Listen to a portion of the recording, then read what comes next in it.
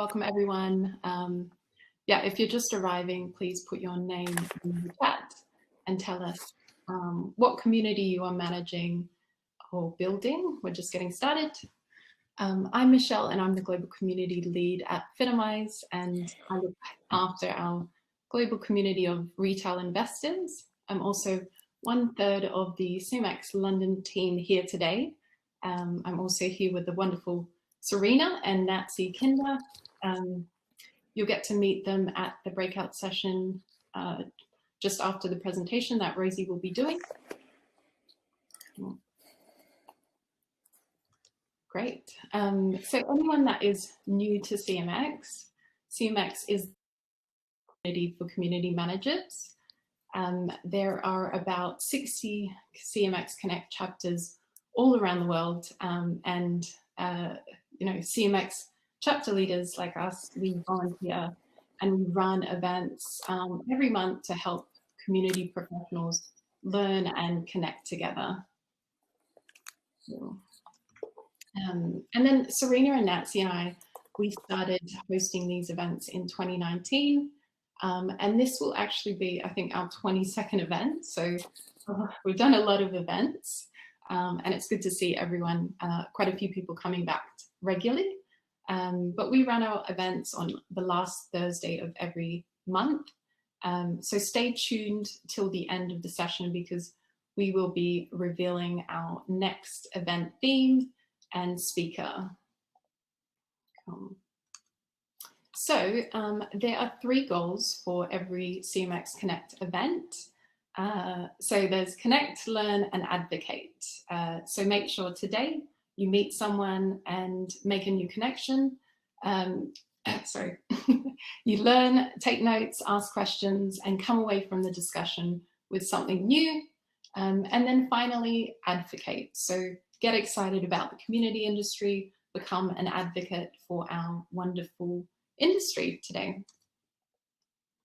So today's agenda, as you see, Rosie will be speaking for about 20 minutes, and then we're going to go into smaller breakout sessions. So just make sure you stick around to the end because there'll be a nice kind of interactive, engaging session with all of us. And then we're going to come back together. We're going to hear about what happened in those other breakout groups and hear about the next exciting event. So I'd love to introduce you today to our speaker, who is Rosie Sherry. She leads community at Indie Hackers. She's also the founder of Rosieland, and she's built a wonderful space for community professionals. You can actually just subscribe to her newsletter, which she sends every week. I really love it. She shares her own community knowledge and content and kind of other kind of pieces of content she finds interesting. She's also released a new community course for March that you guys should check out if you're a community manager. And maybe Rosie can also kind of share some information about that at the end or at the beginning. So yeah, the topic for today will be community digital gardens. What is it? Why do you need one? I actually got into contact with Rosie last year after a colleague sent me her blog post on community digital gardens. And it's been something that my team has been discussing internally. So I'm really excited to hear about what Rosie has to say on this topic. And I think today's topic is super important for anyone who is kind of looking to organize their community content in a new or different way. So maybe this event and this talk will give you some new ideas for that. So I will hand it over to you, Rosie. Thank you, Michelle. Very kind of you. I'm just going to share my slides. Oops. Sorry, just a second.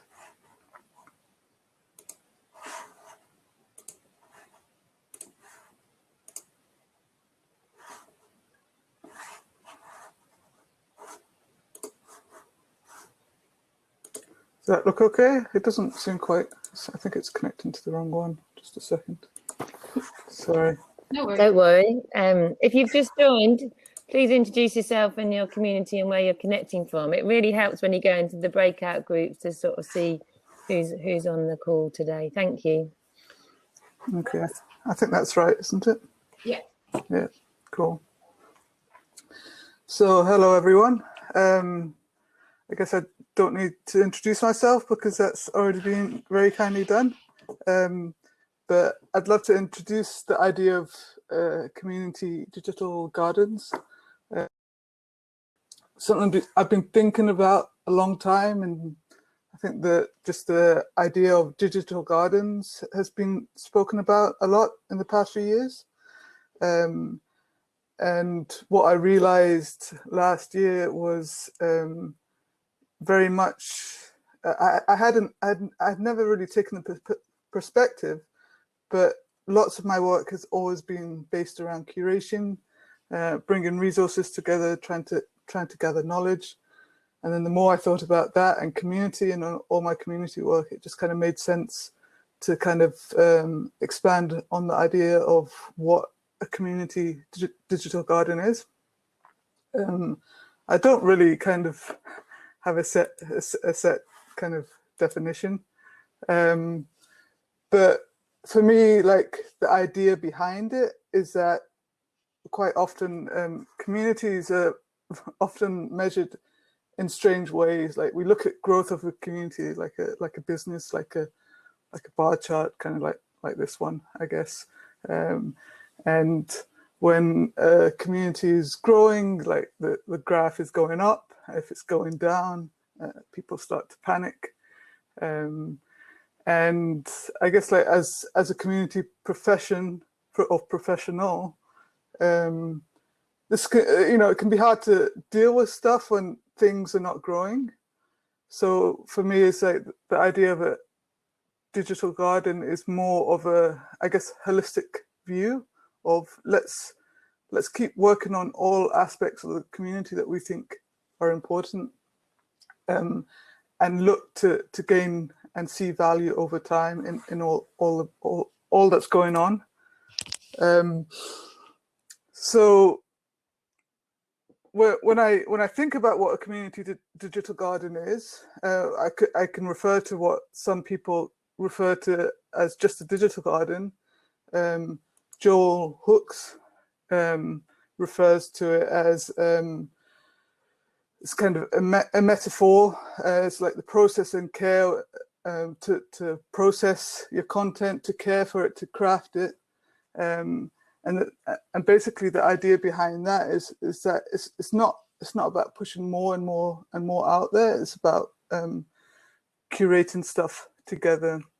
And then when we take the concept of community within it as well, it's like when you're doing it individually as a digital garden, it's just like yourself. You're maintaining it. You're doing it for yourself, and obviously if it's online, then you're doing it for other people to share the content. But when you take it with a community perspective, you kind of have to think about the whole community and how to work with people potentially, or how to gather the knowledge. And obviously, like, depending on the kind of community you have, this it's just like not a very, very clean process, I guess. So for me, it's like when I think of community digital gardens, I think about how we can grow together. Like, whatever I'm curating or organizing or trimming or cutting or growing, it's like, how can it help us as a community become better? And then there's the, like, messiness side of it, and just creating a newsletter every week for me feels like a messy process, and just like the idea of curating content from a community is just like it's almost mind-boggling sometimes, just like how much information you could get, and how do you organize it, and what do you how do you know what information is useful, and And then there's the aspect of long-term value. So when you're curating stuff, it's kind of like slow work, and the more you curate, the more valuable it comes. But I guess the flip side to that is like the more valuable it becomes, the harder it is to maintain and keep up to date. So, you know, there's lots of resources out there that are just like out of date and not useful. So it's like almost the moment you stop keeping it up to date, it almost becomes irrelevant to some aspect, especially with the way like the world is going, I guess. And the other aspect is with communities, like I say people are lazy. They're not really lazy. They're busy, or that, you know, that their mind's kind of elsewhere. But typically, I guess we know as like community managers, it's, you know, it can be hard to get people to actually do stuff. So based on that idea, you just gotta like, you know, bear that in mind and not expect like people to necessarily get excited about doing all the organizing for you. And with the experience I have, it's always kind of come back to the main community team to kind of make sure that everything is maintained. So when I was writing the article last year, I kind of tried to visualize the process that at least I personally have used. So I kind of came up with this diagram where a community garden is based on these kind of four concepts. So they need these four things to work. So obviously, like, you need a community, you need people like contributing stuff. How they contribute stuff very much depends on your community. So, you know, it could be in a forum, it could be blog post writing that you're aware of. I'm a big advocate of making sure that you follow your community's blog posts. It could be videos. Like CMX has loads of videos, right? So it's like there's a huge resource there that CMX could start potentially curating better. And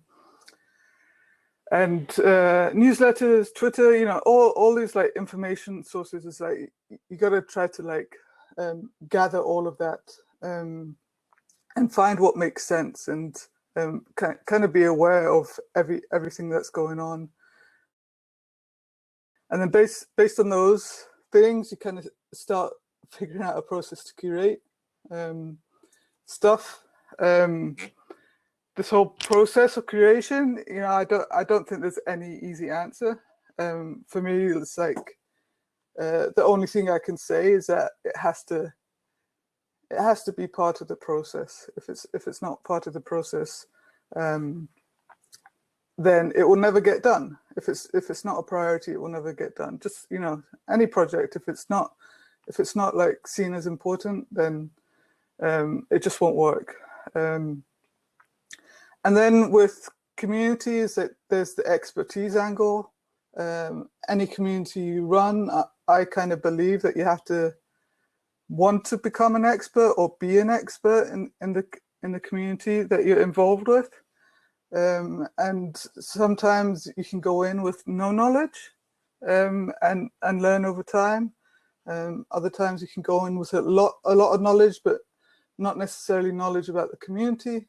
So there's like lots of different ways to kind of become an expert or be an expert or make use of experts. But I guess like it's very hard to curate stuff if you're not an expert in something, because it's like you have to be able to just make many decisions about what's important and what's not important. So yeah, and then there's the process behind it. That so it's like once you take like the community, the curation, and the expertise, it's like then you got to like figure out a process that makes it work. So I'm going to show just like a few examples. Some of them are like my own personal ones that I've been working on, but there's some others as well. And you know, some are simple and some are I guess more involved, but they're all really different and really like different ways of doing this. So like this one here, this is a Notion that I have that I've set up, and I've shared it with my kind of like Rosieland paid subscribers at the moment. And this started when I started the newsletter, and basically I just set up this Notion, and I started with a few articles, and then I could add in stuff, and then I thought, oh, podcasts would be good to collect, or books. You know, like people are always asking about books. I'm gonna collect that, and then like before I knew it, it's like there's all these different sections with different things that I believe are kind of useful, right? And I guess like the powerful thing with this, with Notion, even though it's a bit annoying that it's within Notion, but like within Notion, you can search quite easily. So actually what's happened over time is that you can just go into this and search on, for example, moderation, and then all of a sudden you'll get like 20 articles about moderation. And so I've got a few overarching things like that I think are important. And it just like gives you information at the fingertips, right? So, and that to me is like, that's why I get excited. When I geek out on it, it's like almost like a mini Google, but like just for community. So the next one is Lennys Newsletter. For anyone who's into like tech and product, product management kind of thing. He's got a very popular newsletter which is run on Substack. Substack itself is just like a blog and newsletter tool. But what he's done is he's set up a Slack, and it's quite a popular Slack. And then as that grew and as people were sharing things, he was kind of following the community's lead, and he decided to, like, because with Slack, there's always the issue that the history will disappear. So he expanded his newsletter to gather some interesting conversations every week from the community, and then he would publish it as a newsletter. So for me, that's one way of curating information and sharing it in a different way. So it's like, it's not necessarily like a different, a new platform. It's the tech is still very simple, but the same kind of principles are there. This one is Indie Hackers, where I currently work. So in Indie Hackers, there's groups, and as part of the groups, this is all custom built. So this is, I guess, more complex. But I'm sure you could achieve this with different community tools as well, depending on what you use.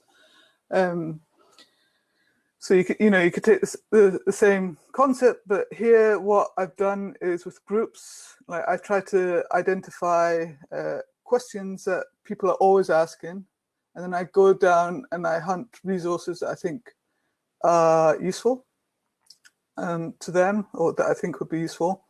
And then I also hunt down like popular or useful forum posts. So at the top, like the top 4 posts that you see there, those are like pinned posts.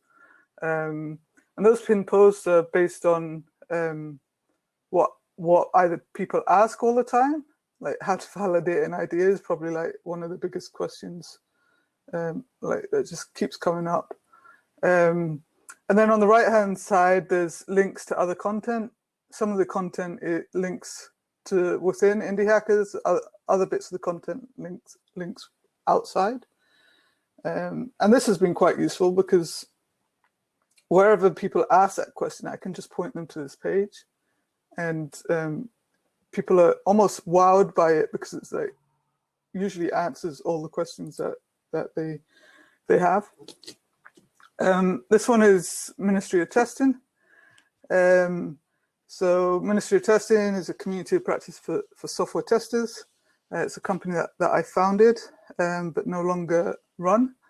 But I guess also quite similar to CMX, we did conferences for years, and we always recorded the conferences.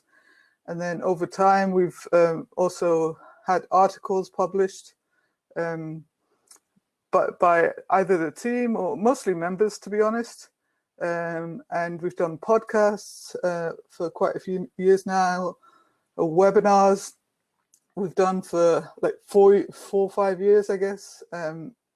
Very consistently, like every single month, we host 1 or 2 webinars, and they're always recorded. So as this was growing, it became the challenge of what do we do with all this content?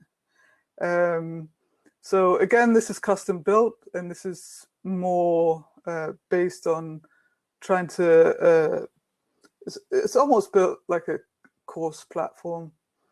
And so the team has like done an analysis of all the content and all the courses and just everything, and they've tried to like gather it all into useful sections. So like if you're familiar with software testing, you might, automation, and it's probably like one of the biggest things people talk about. So I think this section here is all about automation. And this is only a small part of the page, but you could also go and have a look. So yeah, the idea of this is that if anyone has any like questions about test automation, like having all these resources in like one section is, to me, very powerful. If you're aware of trends, oops. Okay. Yeah, there you go. Trends is I think they got acquired recently, but they're like a media news company, and they do. You can't quite see it here because I didn't want to take a screenshot because of it's behind a paywall kind of thing. But they have a very simple or relatively simple setup. Like they use WordPress for all the content.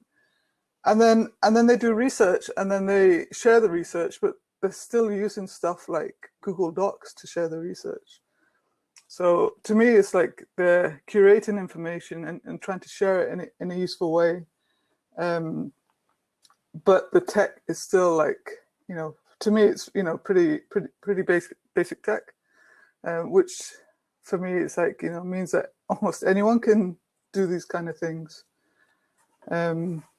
So yeah, so just to kind of wrap up, there's, if you're thinking about curating content, it's like first try to think about what you want to define, and like start small. I'm a big fan of just like starting small and figuring out like the processes, because for me it's like trying to plan too much ahead, it almost becomes overwhelming. So like when I started with my Notion, it was just like one article, and 2 articles, and every week I would like add more and more. And it's kind of like the whole snowball effect around that. Again, going back to creating a process, again, this will just very much depend on who you are, who your community is, what kind of support you have. But for me, it's like, for me, what works is it's always at the back of my mind. Like if I see something that I think would be useful, I'll save it for later. I'll tag it. I'll dump it in somewhere, and then I'll bookmark it on Twitter. That's I do that quite a lot. And then when I get the chance, I'll go through my bookmarks and I'll decide what to do with the content. But you have to figure out like what works for you and how can you do it as an individual or as a team. To taking the lead from your community is important. I think a lot of this personally is like listening to what they're talking about and trying to listen to like what they're excited about or what's important for them. And that just, yeah, I think that just requires a lot of listening and being, intentional listening. And again, like if we, think about the tools, none of this is about the tools. Everyone who creates like a digital garden, whether it's a community one or not, they all use different tools, and it's you can achieve stuff with whatever you use. And I think kind of like the same with community building. Quite often, the first thing people ask is like, to build a community, they immediately want to jump to the tools.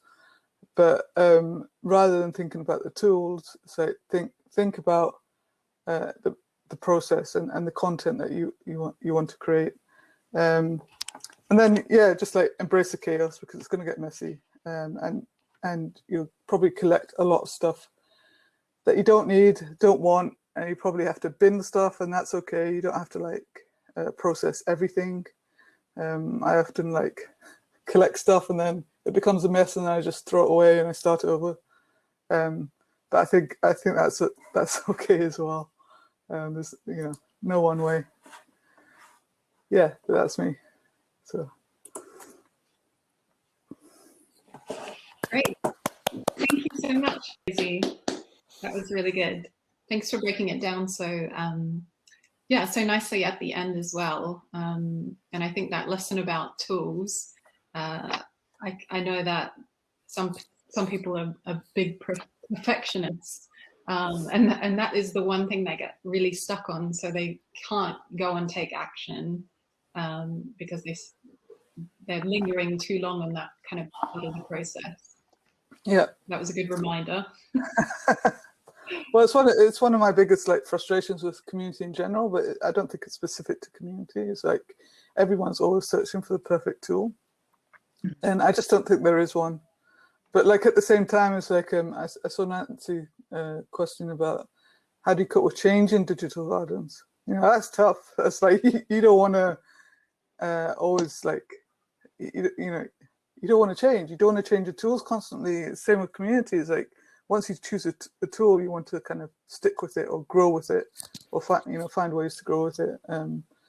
And with communities, it's like the classic like discussions, like should I go with Slack or Discord or whatever the tool is. But and then people try to migrate, and then I just see that like almost always failing.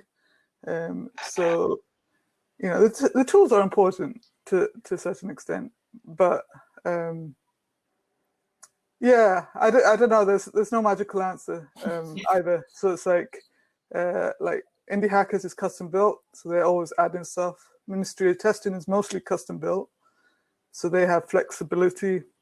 Apart from the forum, like the website is custom built, so they're always like adding and adjusting stuff. But at least it's like all there as content, right? They're not going to lose the content. They just like have to adjust, I guess, the layout and the presentation and stuff like that. But yeah, it would be a nightmare to move. So you don't want to move, or you want to create simple ways of doing it so that when you do move, it becomes easy to move, right? I'm completely sold with your flow. It's just I've got a 10-year-old community that is nothing like a digital garden that can evolve and change. So it's got to be radical, and it's just I think I've got to show them the benefits of the like that continual evolution of new and popular content in the new world to get them over the change, I think. But it's going to be tough. Yeah, I think content is quite often overrated. We're overwhelmed by content. There's so much content out there that's not actually useful at all. I had the struggle with Ministry of Testing at one point. It was probably about 5 years ago now, but I started the community on Ning, which was like a hosted forum thing, and then like Ning was acquired and then sold, and then they just stopped doing, improving it. So I had the challenge of like 6-7 years worth of content there, 20,000 members, no way to easily export like the data in a nice way, or and I had to make the decisions like, do I spend lots of money like trying to preserve the conversations, or do I bin it? And I binned it. But it's like, let's start fresh. Let's start, which was hard. It's like It's your baby, yeah. Yeah. But at the end of the day, it wasn't so much about the content at that point. It was more about like the people and the conversations that were happening then. We kept a backup just in case people complain about content missing. But I think we only had 5 people ever come back saying, "Oh, I wanted to reference this discussion." But it was an opportunity as well, right? So it's like you start afresh, then you can start with a new focus, a new, like more on like how do we organize the new forum that we're going with? How do we create good conversations, and how do we structure it in a useful way? Definitely. Do we have any questions, Nancy? There's one from Francesca. Any tips on how to maintain a fresh digital garden, creating a snowball effect while making sure you meet language needs of a global community? She's tried to keep up with the translations for what I thought were evergreen resources, but turned out it was a bit of a game of whack-a-mole. That's a great... I can really imagine that. I don't know. I think it's tough. It's a tough challenge, and obviously, it's like there's communities that are much bigger than I've ever worked on. That content is just like it's hard to maintain, especially if you like link out to other resources. Like those resources could disappear, and it's hard to kind of keep track of that. Again, I would probably like give a very vague answer of like fall back on the process that kind of works. Have tools that maybe on a regular basis, searches for broken links, and review it constantly. Just like marketing people review their content all the time. It's like this is something that kind of has to be reviewed, and to see if it's even used, to see if it's even needed, and like I guess placing the question is like, what happens if you delete it? Will anyone actually notice? And so you could look at the stats, I guess, to see if anyone's using it. But I think that's an important question to ask, because sometimes we feel we need all these things, but quite often maybe you don't. Maybe it's easier just to have customer support and have someone answer questions occasionally when someone has a question. And I think that's like an important question to bear in mind. What's more cost effective for a business? Maintaining content for years on end, or having a help button that someone from the business can maybe answer the question? Yeah. Great, thank you. Great. Was that all the questions? I might just share my screen, Rosie, if you can stop. Oh, yeah. There's... I have to fight over this sharing screen button.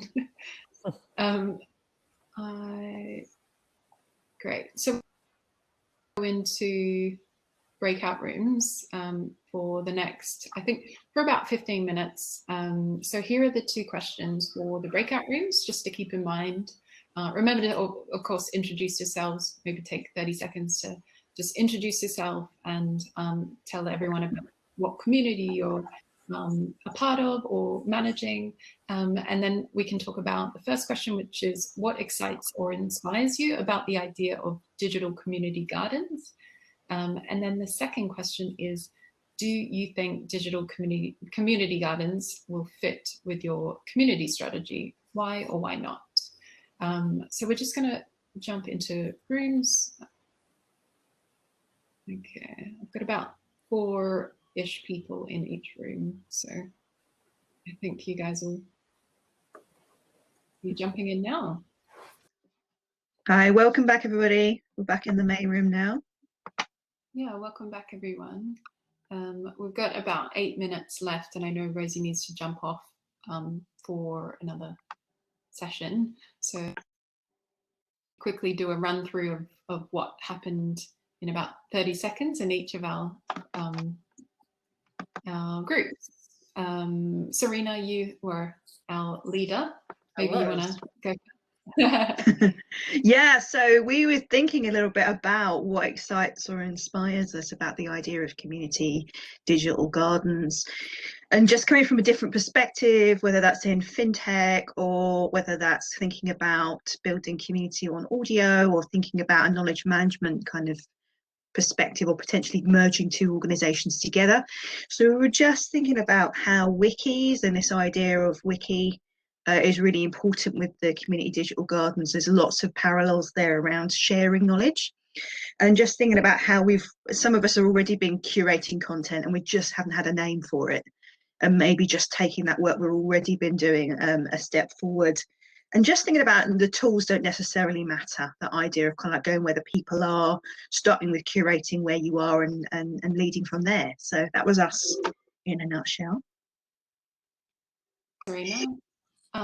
Rosie, what did your group discuss?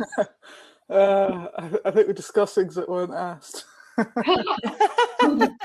That's all right. What happens in a breakout room stays in a breakout room, right?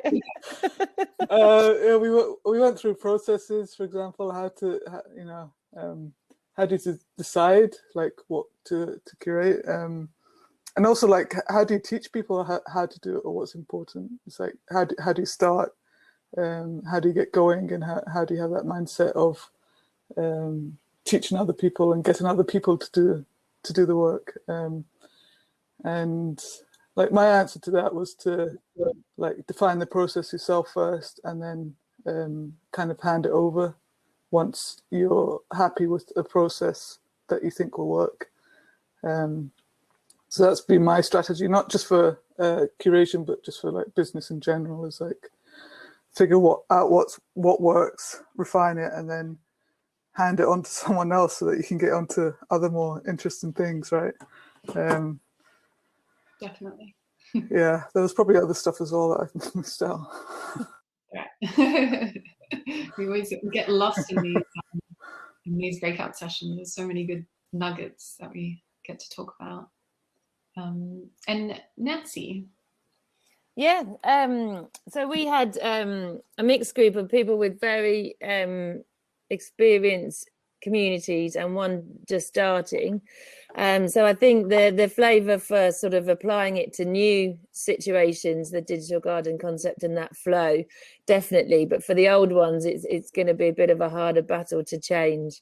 But we could definitely see the benefit of having some sort of curation and actually involving the members in that flow. So help them to sort of choose what's important to them, almost get them to be ambassadors of this this concept, so they help us keep what's best and things like that. So I think a mixed bag of whether it's right and relevant to apply to their community strategy right now, but definitely food for thought. And everyone personally was like, I'm so having some of those sites for my personal knowledge and digital assets, because you know, we are overwhelmed and it'd be great to have things more at our fingertips. So thank you for all those tips. Is that all the groups? Yeah, I think it only created 3 groups. Ah, cool. But Nancy, did you? Shall I take over then to yeah, share the next one?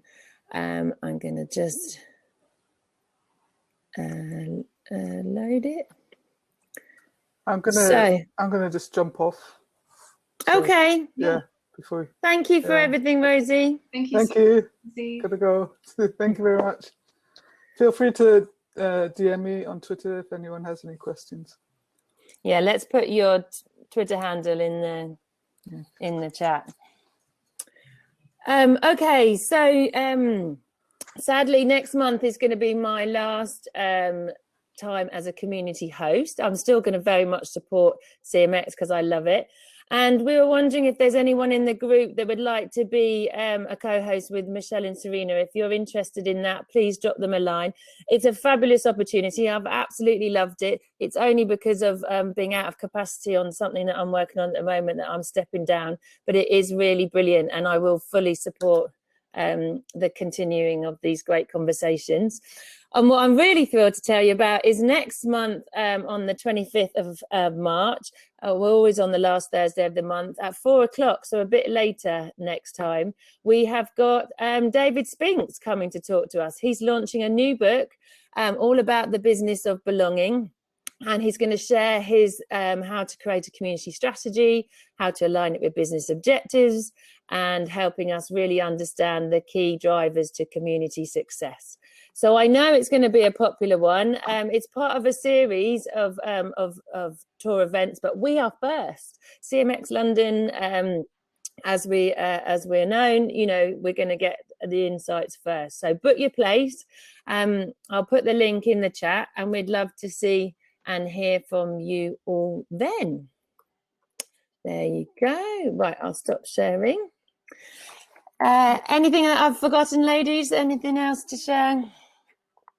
Sounds good to me. Just a massive thanks to you, Nancy, for being such an amazing host and helping us to make CMX London a real success. Our 22nd event today.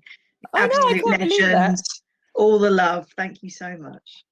Yeah. I have to say, it's a great opportunity. I fully recommend it. It's been really good, and thank you, ladies, both for your support. I'll still be there. I just got to focus on something else for a little while. Okay, Michelle, I'll leave it to you to close. Yeah, no, thank you everyone for joining us today. And of course, thank you, Rosie, who's left. But please, contact her if you've got any questions about, you know, community digital gardens or anything else, because she's very knowledgeable and she's been in the industry for a very long time. So yeah, we hope to see you at the next event. Yes, there will be a replay. We'll be posting this on our CMX London YouTube channel, so you can watch the playback there. And we hope to see you at the next event.